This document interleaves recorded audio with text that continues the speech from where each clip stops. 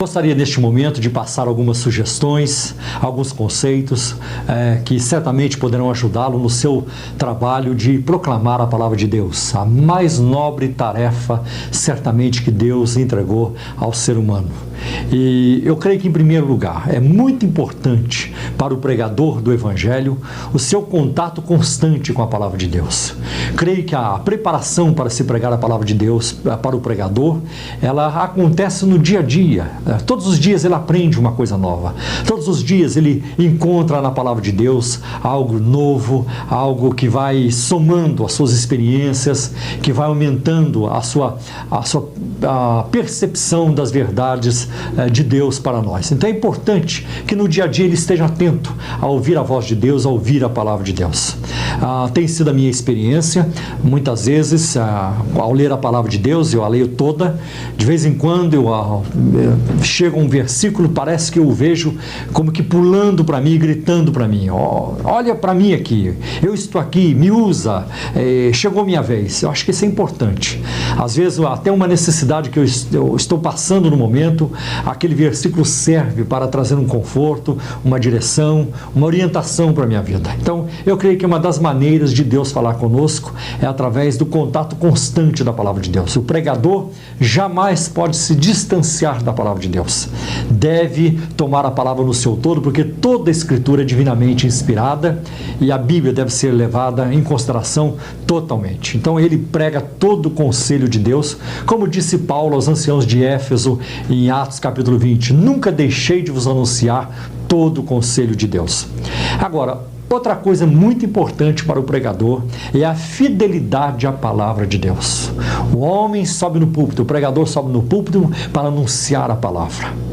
Ele não pode transformar o seu tempo no púlpito em piadas, em conversas paralelas. Não, é a palavra de Deus. Como Jesus foi muito claro na parábola do semeador, em Marcos capítulo 4, versículo 14, Jesus disse, o que semeia, semeia a palavra. Ali o contexto é a palavra de Deus. E vale lembrar também o que o apóstolo Paulo disse a Timóteo na sua segunda carta a Timóteo. E de acordo com a erudição do Novo Testamento, quando Paulo escreveu a sua segunda carta a Timóteo, faltava mais ou menos uma semana para ele ser decapitado sob as ordens de Nero. E mesmo assim, diante da perspectiva da morte, a preocupação do grande apóstolo é com a palavra. Ouça o que ele disse a Timóteo. Conjuro-te, pois, diante de Deus e do Senhor Jesus Cristo, que há de julgar os vivos e os mortos, que pregues a palavra. Veja que Paulo não disse a Timóteo, pregue sonhos, pregue visões, pregue revelações, pregue experiências. Embora eu acredito que haja espaço para experiência na vida espiritual, mas a ênfase de Paulo não é aí. A ênfase dele é na palavra. Pregue a palavra, Timóteo, porque é a palavra que liberta, é a palavra que satisfaz, é a palavra que alimenta, é a palavra que vai trazer cura para a alma. Então é importante isso. Nós vivemos numa época extremamente difícil e delicada para as coisas de Deus, para a vida espiritual. Lamentavelmente, novas correntes doutrinárias têm surgido que tendem muito mais a exaltar o homem, que tendem muito mais a reforçar as tendências negativas do ser humano do que corrigi-las e colocá-lo numa perspectiva correta diante de Deus. Então, o pregador tem que ser fiel à palavra de Deus. Isso é muito importante. Agora, eu acho que uma outra coisa importante para o pregador é que ele deve estar sempre em contato com o povo, com o público a quem ele ministra. Isso é importante. Nunca fugir das pessoas. Hoje você vai encontrar, por exemplo, pregadores, e tem sido assim nos últimos anos, que amam a multidão, mas odeiam o indivíduo. Gostam de falar para milhares. Termina de falar, ele some, desaparece, não tem contato com ninguém.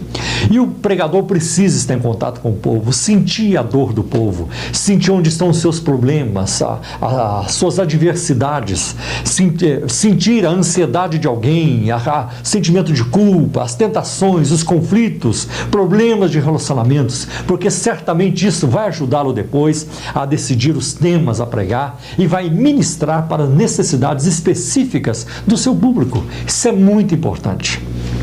Agora, também o pregador eficaz, o pregador que quer fazer um bom trabalho para Deus, ele não pode deixar de lado a hermenêutica, que é a ciência de interpretação de texto. No caso aqui, a ciência da interpretação do texto bíblico, para que ele possa extrair do texto o melhor sentido possível e a melhor aplicação possível para os seus ouvintes. Porque tem havido muitos abusos. O fato de deixar de lado a hermenêutica, os critérios normais para se interpretar um texto bíblico, tem causado transtornos até.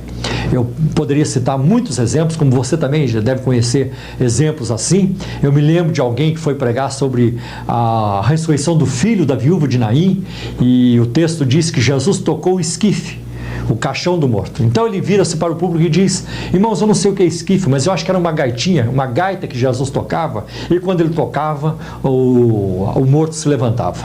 E o povo se alegra com aquela explicação, pensando que está ouvindo algo profundo das Escrituras, o que é lamentável. Lembro-me de um outro, por exemplo, que estava pregando sobre o rico e Lázaro, e quando o rico diz lá no Hades: pai Abraão, tenho ainda 5 irmãos, manda Lázaro avisá-los. E o pregador diz para o público: hoje à noite eu vou lhes dizer quem são os 5 irmãos do rico lá no Hades. Os 5 irmãos são os 5 continentes do mundo, e ele diz receber isso por revelação de Deus. É muito perigoso quando alguém chega no púlpito dizendo isso: eu estou ensinando isso por revelação. Porque na verdade o que nós precisamos é de iluminação para entender aquilo que Deus já revelou na sua palavra. Então, muito importante o pregador ter essa postura. Outro aspecto importante da vida do pregador, e se ele quiser fazer um bom trabalho para Deus, é ele ser humilde o suficiente para ouvir de outros pregadores e aprender com as experiências positivas de outros. É muito importante ao longo da história da igreja você prestar atenção nos homens de Deus que foram grandemente usados. Por exemplo, Lutero, Calvino, são homens que servem de tremenda inspiração para nós. Jonathan Edwards, George Whitefield, Moody, vários outros têm servido de exemplo para nós. Leia sobre eles, leia suas biografias, como é que foi sua vida de oração, a preparação de sermão, como é que eles se prepararam para pregar, o resultado das suas pregações, a forma de como viveram. Tudo isso vai enriquecer a vida do pregador. É importante isso. E mesmo depois que você já estudou o texto, onde você já fez análise histórica, análise gramatical, onde você já traduziu o texto e você aplicou os princípios da hermenêutica, é importante depois verificar o que outros no passado, os mestres do passado, disseram sobre aquela passagem antes de você tirar uma conclusão final. Vê se concorda com aqueles a quem Deus também iluminou no passado e de maneira maravilhosa. Agora, creio que talvez um dos pontos mais importantes na vida do pregador é a sua preparação espiritual. Ele está mexendo com verdades eternas. Ele está tratando do destino eterno das pessoas. E isso é uma imensa responsabilidade. Por isso, a vida do pregador deve ser marcada pela oração. Antes de falar de Deus aos homens, é preciso que ele fale dos homens a Deus. Então, orar. Orar bastante. Como disse Leonard Ravenhill, já falecido, um homem, foi uma grande autoridade no assunto sobre avivamentos. Ele chegou a dizer que o pregador que não ora 2 horas por dia terá o ministério da carne. Então é importante a vida de oração do pregador. Jamais subir no púlpito sem ter orado.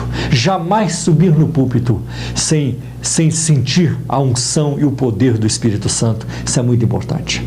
Por mais que ele se prepare, por mais informações que haja no seu esboço, na sua pregação, por melhor preparado que ele esteja, se não houver a unção do Espírito, o poder do Espírito Santo e a autoridade do Espírito Santo na sua pregação, as vidas não serão transformadas, as vidas não serão tocadas. Então é importante isso, a preparação espiritual do pregador. E essa pregação, ela trará resultados fecundos, resultados imensos, positivos para o Evangelho. Ela vai resultar, por exemplo, na conversão de almas, vai resultar na edificação da igreja, no crescimento espiritual daqueles a quem o pregador ministra, vai resultar até no impacto na sociedade, porque no momento que vidas começam a ser transformadas, essas vidas afetarão outras e a sociedade poderá ser transformada. Alguém até já disse: quando há pecado na terra, o púlpito é o culpado. Então nós precisamos levar a sério a tarefa da pregação do Evangelho. Que Deus te ajude a desenvolver um trabalho que glorifique o Senhor e que venha estender o seu reino na terra.